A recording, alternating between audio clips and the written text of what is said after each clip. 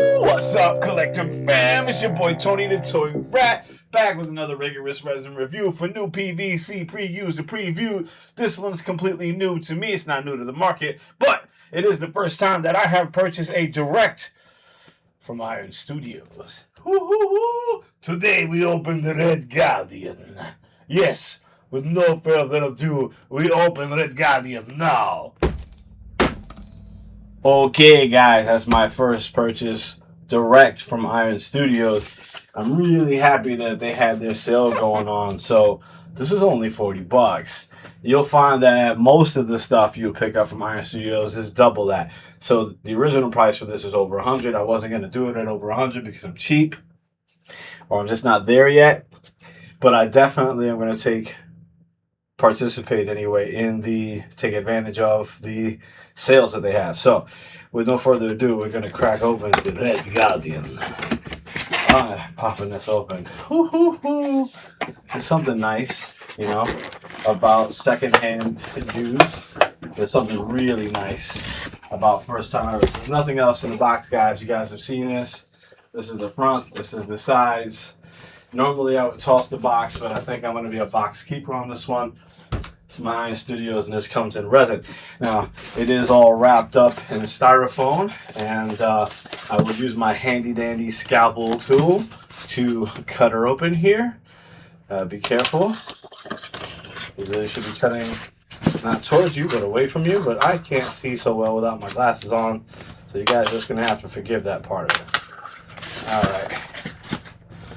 This coming right around here. Oh, geez. All right. And now, the Red Guardian. The Red Guardian. Okay. Piece one. Set that off to the side. Looks like we got two pieces that it comes in right here, along with a silica gel pack. So we're going to take piece two and set that off to the side. And let's take a look at the base first, all right? Take a look at this base here. And we'll have lots to say after the fact, but this is the base that it comes with. Not a whole lot going on there. It is Black Widow Iron Studios. You guys can see that. The Red Guardian. Okay, cool. And then the second part of this is the 110 scale. And I know if you guys, I'm usually collecting the 1/6, but I needed to have a representation that sits in with my Captain America. That was the Russian version of Captain America. So we've got one little peg hole here in a stance. We've got one hole at the base. You guys can see that right here on this little spot. So I'm just going to drive that little hole or that peg into that hole. And hopefully I can see what I'm doing. Then I cannot. There we go.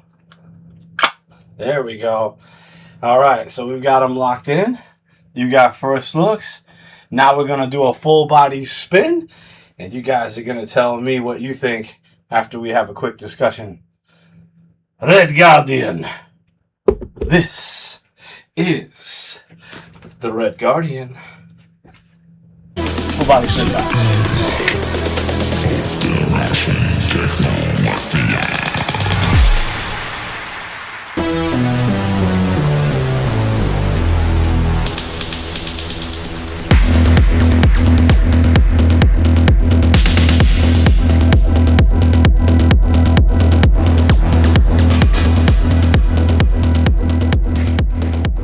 Collector fam, we went through a full body spin of the Red Guardian, or Alexei Shostakov. Now, what you don't know is that Alexei Shostakov was the retcon that was done back in 1991, one of the Submariner comic books, but reaches all the way back into 1967 for history. So they did change a few things around for his new backstory, which we were able to see in the Black Widow feature film and then released again on Disney+. So what do we want to look at? Well, we always start with the first thing, and the first thing in every one of our statues happens to be the portrait. The portrait and the portrait. If it doesn't look like who it's supposed to look like, they missed the target. So, I'm looking at this for the first time right alongside you guys. I'm hoping you guys are getting a real good, crispy look at this guy all together, hopefully. All right, we're going to turn him around so I can get a better look at him and his face. And, man, they did a really great job of giving his whole face this action scream, which looks exactly like our friend David Harbour. If you don't know who David Harbour is, he's the sheriff inside everybody's favorite teen horror series on Netflix. Man, I really like what I'm seeing in portrait. If I had to grade this just on portraits alone, again, I'm going to say this looks just like David Harbour's Red Guardian. I want to keep going, Red Guardian, because this is the this is the accent that he uses, the over-the-top Russian accent that he uses during the movie, which at times, I'm not going to lie, I wind up using here at home for no good reason at all. Please pass the toilet paper. Probably I don't use that very often. Scratch, erase. Anyway, on portrait, he's going to get 3 cheeses, guys. Remember, this is the 1/10 scale. So what do we look at next? Dynamic pose. And you guys are seeing what I'm seeing. You can't get much more dynamic than this. He's got a wide open gait, meaning his stance is really, I don't know, heroic. He looks like he's getting ready to jump into a fight. That scream, that yell that he is, shouting right now, that we can see at the top levels of all the parts of his face, is really well articulated. And I couldn't ask for more to point out a scene in the movie where you think he's doing something. Now, I'm not going to say, and we'll get down to the base here, that based on what I have for the diorama set, that there is an actual moment that we can relay back to, but it does look like this moment occurred in the film. So take that for what it's worth. The next thing we're going to take a look at, so I'm sorry, I'm going to give this 3 cheeses on dynamic pose. He's got his fist balled out forward. He's screaming. His gait is wide open. His arm is railed back. This is a fighting action stance all day long. So can't wait to see how it looks against all the rest of our Captain America stuff that we've got up on the shelf back behind me. But we'll wait a few minutes before we can check that out. And don't you think he belongs on the shelf with the Captain America? Okay. Just so you know, in the comic books, he did actually fight alongside Captain America and Namor. Huh. Things you gotta know for reading the comic books, guys. Anyway, let's squeeze this back around here. So we got a 3 and 3. So far, dynamic pose and portrait are both getting 3. Now we're going to go to costuming. Whew. Now, Iron Studios just has a tendency to do the right thing every single time. And from the texture of the actual suit itself, you rub your finger and feel the bumps across that suit. What I love Someone was detected at your front door. What I love about the Red Guardian and both the suit and the depiction of him in the films is that it's not so tight on him where we have to worry about seeing his musculature through the suit. It looks like reality. It looks like someone would put this on and use this in a war setting, battle setup here. So I don't hate that at all. And he's got his own utility belt with several pockets that run along the side. I will say, you can see this right now. I'm moving the leg back and forth. He is pinned down in only one location, so it does allow that freeness in order for that to move back and forth. Now, you're not going to play with it. This is a statue. So once it's set in place, it's not going to move around. It's not going to do anything to harm itself or get you to harm it. So I think it's fine. Although I gotta say, I wish that this was locking in. The foot on the right-hand side was locking in against something to keep it just like steady the entire time. But I'm still not hating things.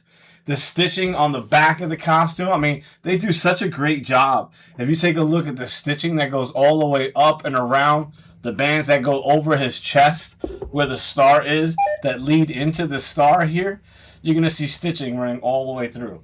You will also see that on the arm cuffs that are on his arms, clearly. You'll also see that on the boots in the back. On top of that, what they do fantastically at Iron Studios, I think, is get the details exactly right. So, I mean, there is these perfect lines and creases in the suit at every point where his body is being articulated. Wherever he's moving, there's movement in this suit. And it looks like, it should look like if a human being was wearing it. Down into the crotch areas, guys, here, all the way through here, on the back. When his back is stretching, you can see that movement in the back here. So it is fantabulous. I do love that. I really do love that. So far, this guy's getting, for me, 3 all the way around. We got 3 on the costuming, we got 3 on the dynamic pose, and we got 3 on the portrait. Now, we have to delve into this here base. Now, one of the things I would say a lot of times with the Diamond Select toys was, can we not do something better than rocks?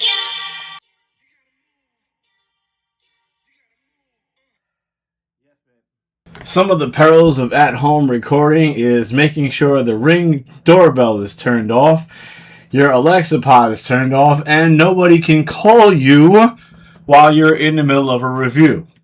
Just a little note you should take with you if you're planning on doing any of this kind of review stuff. Now, we had already given the Red Guardian a 3-on portrait, a 3-on dynamic pose, and a 3-on costuming. And we're getting ready to review this here base.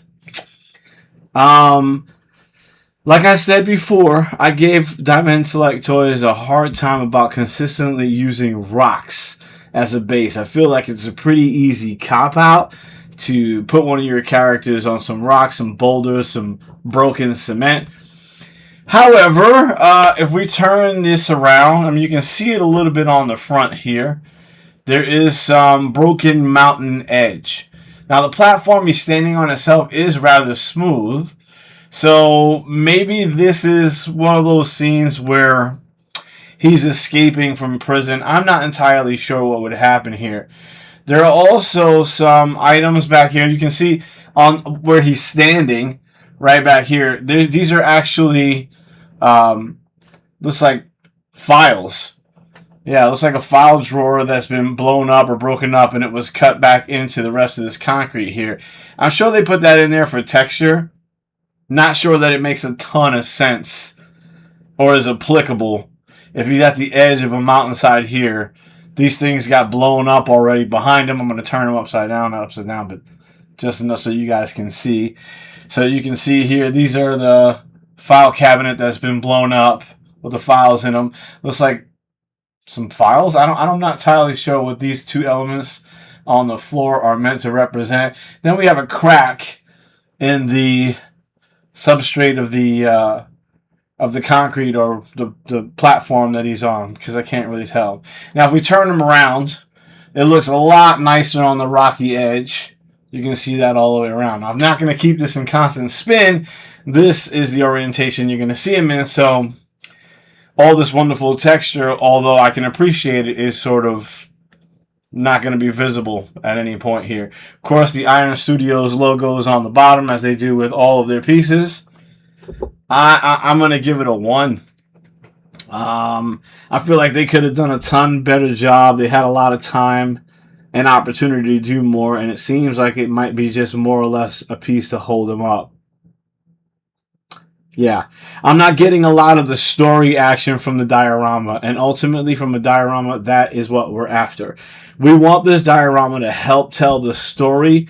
The action pose that you're getting from him right now is doing a lot of work. It's doing all the heavy lifting. So you just need a small few components left to tell the rest of the story from the film that you're trying to capture. And if you and I are being honest, it's a pretty low bar to hit, and I don't think they hit it. So for that, I'm going to give them a 1. Now, look, overall, I'm still going to give this 110 110 scale statue. Say that fast. I bet you can't. I'm going to give that a full 3 cheeser. We got a minus. It's like 2.75 if I'm going to be real with it on the cheeses, just because this base just really doesn't cut it. But I love everything else about it, and the price point was perfect. It's exactly what I needed it to be. One thing I didn't like, and if you're not familiar with Iron Studios, is holy crap, do they charge the crap out of you for shipping? Wow. This guy was $44, $20 of shipping. So almost half the cost, and this is a very lightweight statue right here. And this 110 scale, the heaviest thing on it is the base. It did come packaged in nice styrofoam, and then a package on top of that. So maybe I'm paying for the extra love and care. But geez, it seems like that's a lot of money to get something so small shipped. You guys tell me what you think. I mean, I could be wrong. I tend to be cheap about a lot of things. What you gonna do? In any case, this is your boy Tony the Toy Rat for Iron Studios, David Harbour, the Red Guardian, Black Widow, and Marvel, I guess? And I am out. Go get you one, especially if it's on sale. Iron Studios, I'm out.